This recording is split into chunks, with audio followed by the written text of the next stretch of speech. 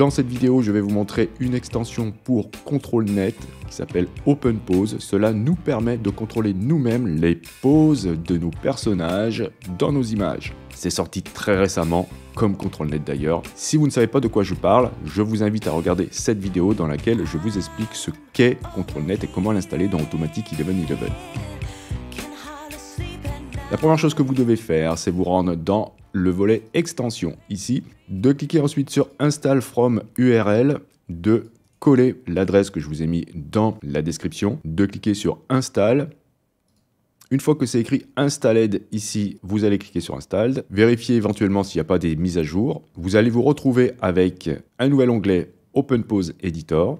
Quand vous cliquez dessus, vous allez vous retrouver avec ce petit gugus que l'on connaît très bien lorsqu'on utilise le modèle OpenPose. Ici, vous avez la définition de l'image de référence et vous avez des nœuds que vous allez pouvoir déplacer. Donc, vous allez pouvoir vous-même réaliser la pose de vos personnages. Donc, vous pouvez les déplacer un par un à l'aide d'un cliquer-glisser comme cela. Ou alors, vous pouvez faire une sélection pour en sélectionner plusieurs d'un coup, les déplacer, changer la taille. Et pour l'instant, j'ai pas trouvé comment les faire tourner. Mais bon, je pense qu'il y aura très rapidement des mises à jour. Une fois que vous avez réalisé votre pose, vous pouvez cliquer sur Send to ControlNet. Et vous allez vous retrouver bien sûr ici dans ControlNet et dans Text to Image avec dans ControlNet la pose que vous avez réalisée. N'oubliez pas d'activer ControlNet, d'aller cliquer sur l'OVRM si vous avez une petite carte vidéo, de vérifier que vous êtes bien avec le modèle OpenPose, et ici ce n'est pas la peine d'activer le préprocesseur puisque nous avons déjà la pose de prête. Ensuite, il suffit de taper votre prompt. Alors là, je vais taper quelque chose d'extrêmement simple, juste pour voir si ça fonctionne. Je clique ensuite sur Generate, et voilà, j'ai maintenant une image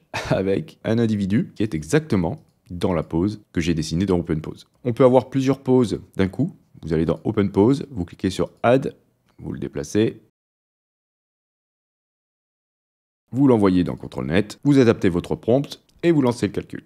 Et voilà le résultat. Alors par contre, j'ai pas pu choisir l'ordre des individus parce que je l'ai pas précisé dans le prompt, mais c'est extrêmement intéressant de voir ce que ça nous donne. Voilà, donc on commence à avoir beaucoup plus de contrôle sur les images que l'on va générer. C'est extrêmement intéressant. Vous avez vu, ça avance à une vitesse de dingue puisque OpenPose est arrivé immédiatement à la suite de ControlNet. Et imaginez encore toutes les améliorations qu'on va pouvoir obtenir avec ce type de logiciel. C'est incroyable. Je vous remercie d'avoir suivi cette vidéo. Si vous avez des questions, n'hésitez pas à le faire dans les commentaires. Si vous souhaitez soutenir cette chaîne, c'est hyper important que vous cliquiez sur j'aime. Si vous n'êtes pas abonné et que vous souhaitez le faire, vous pouvez cliquer sur abonnez-vous. N'oubliez pas la petite clochette pour être averti des prochains tutos. Et justement, on se dit à la prochaine pour un autre tuto.